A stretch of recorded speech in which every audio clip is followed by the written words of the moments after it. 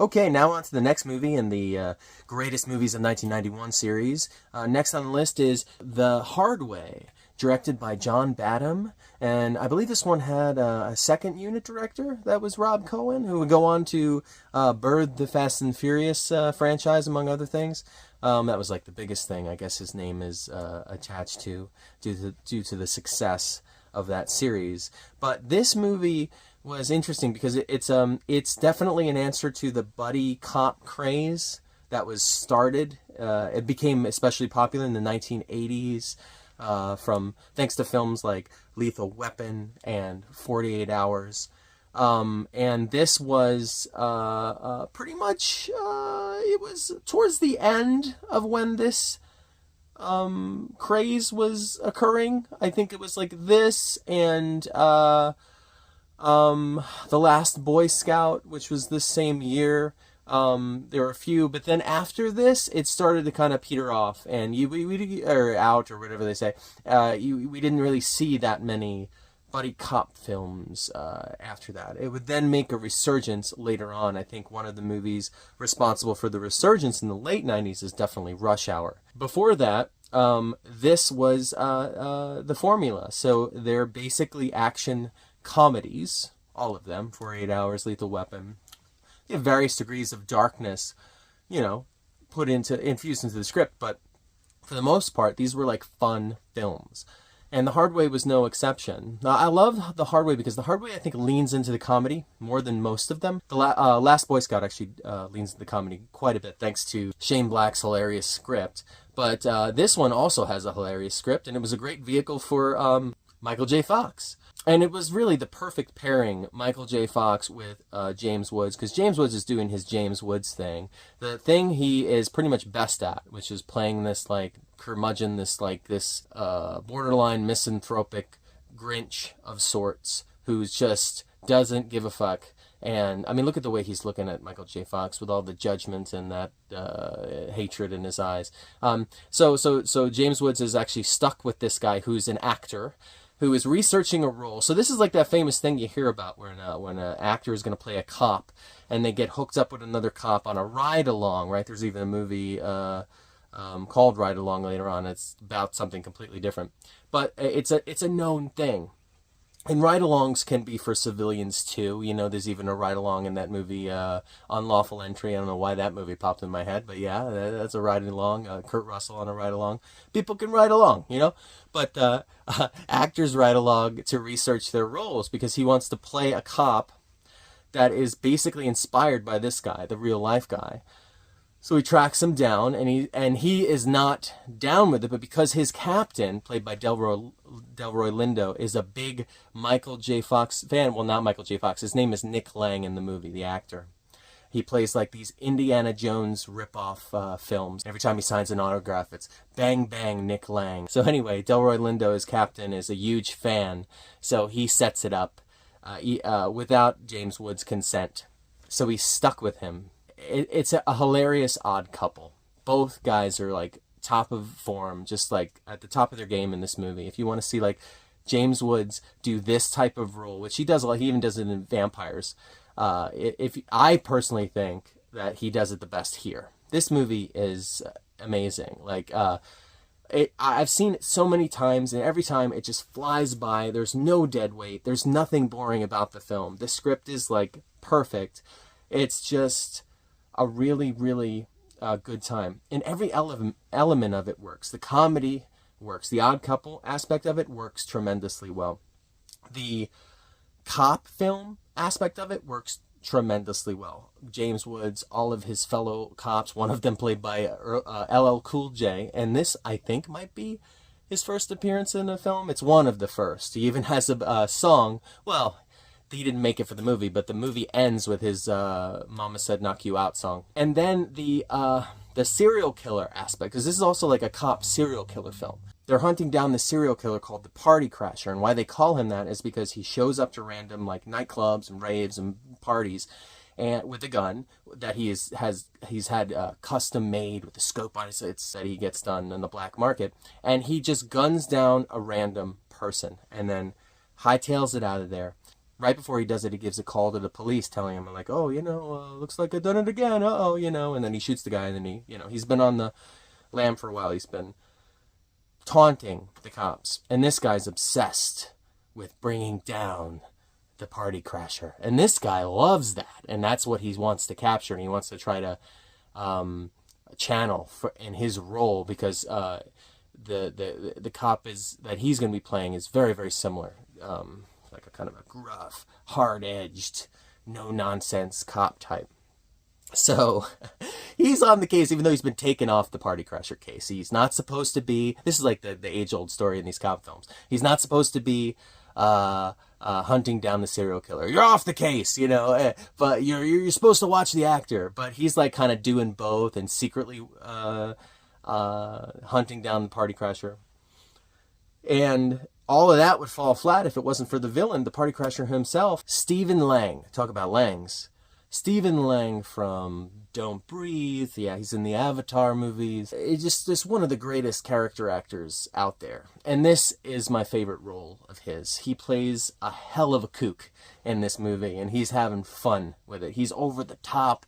He's just exploding with insanity in every fucking scene, and he's having a ball doing it, and it's just like, wow, this is such a joy to watch. The movie just juggles the comedy and the action and the suspense and the scares. And there are these elaborate set pieces that work tremendously well. This movie is like borderline perfect, right? It's also, one of my favorite Michael J. Fox films. He's great in this. I mean, he's Michael J. Fox in this, right? He does that classic Michael J. Fox thing. This would pair well in any Michael J. Fox marathon you might be having. It would go well with Back to the Future. It would go well with The Frighteners. Anything that you want to throw it in there, because this is a really good Michael J. Fox film, and one of the best examples of these buddy cop films. This is up there for me. I know a lot of people love the OG, the granddaddy of them all, Lethal Weapon, and I do too. And I love Shane Black. But I actually think I might prefer this one over that even. I love the series, the Lethal Weapon series as a whole. And the first one is a classic, don't get me wrong. But if I just want to put on a movie and have a good time and just shut off and just like disappear, it's this movie. This is the one. So if you haven't seen The Hard Way, definitely check out The Hard Way. I know it's got a Kino Lorber Blu-ray release. That's what I have. I didn't feel like grabbing it, otherwise it would be playing in the background. So I found a nice still on YouTube of the two boys there. Annabella Sciorra is good in this. She plays the girlfriend of James Woods, and he really likes her, and he wants to do well with her. And Michael J. Fox actually starts to coach him in how to keep her and to do well and be a good boyfriend. Annabella Sciorra is a single mother to a daughter, played by a very young Christina Ricci. I think this might be... It's tough to say with these child actors if this is her first movie or not. I can't remember. I think she might have been in something before this. Maybe. Was she in that Mermaids movie with Cher? If so, then that was before this. The whole cast is amazing. There's nothing wrong with this movie. I mean, it's a bit outdated in the script with certain things. Of course, a lot of the stuff comes out of James Woods' mouth, but even that is kind of low-key. There's nowhere near as much in this as there is in Vampires, which is just wall-to-wall. But it fits with his character, and it's not like so extreme to where it takes you out of the movie and it's like distracting or anything like that. These movies are going to be dated. They're going to have things in them that are just like, hey, wait a minute. They wouldn't put that in a film today, nor should they. But I'm not going to write this movie off just because of things like, I'm not going to write any movie off just because, sometimes it's like so extreme and so gratuitous and so like a part of the message of the film, to where it's like, oh wait, this director, this film is preaching to me something I don't believe in. Then that's another thing. If that's the story, I won't watch it. But that's not the case here. And there's, like I said, I don't want to scare anybody off. There's not that much of that in here. But there's going to be stuff like that in these movies because they're so outdated, they're so old. I'm not condoning it, it's just the thing. It was the time. But please don't edit these films. They shouldn't be edited. They shouldn't be erased. They should stand as an example of how it was. And they shouldn't be judged either, Because when you go back to these movies, and this is just one movie, and like I said, it's not that extreme here, but it's in there. And there are other examples of movies, other movies that came out in 91, 90, in the 80s especially, that were, oh man, it's all over the place. But let's not forget, when these movies came out, nobody had a problem with it. This was all sanctioned by everyone. So that means that nobody has a right to judge. Because even anybody who's younger nowadays, if they were younger then, it would have been the same thing. Because I don't remember anybody speaking up about anything back then. Anybody.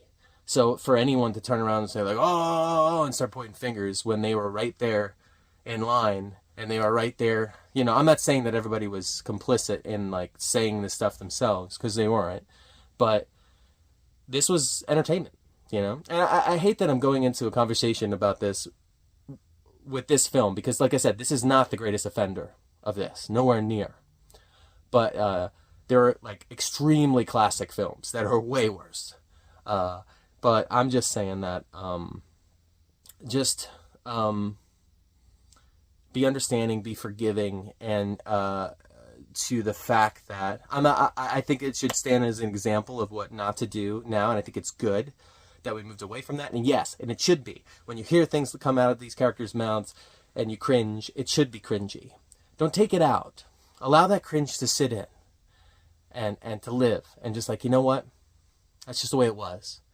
And it's good that it's not that way anymore. Let's not sweep it under the rug. Let's not forget. Because that's when things start to sneak back into our society without us realizing it. We need to recognize our past, and in order to appreciate our present and to use it to help us fuel our future, you know. And for lack of better words, perhaps, this movie is a great movie. It's an amazing movie, and it's a fun movie, and you should see it. It's a good time. Shut your brain off, sit back, and enjoy it.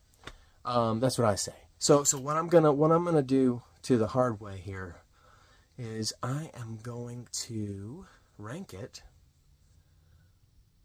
classic. I mean, what else did you think was gonna happen? I've been talking it up like nobody's business. Of course it's a classic. Yeah. Thank you for watching, and have a nice life, one of the greatest lives you've ever had, if possible, if you can manage it. And until next time, 1991.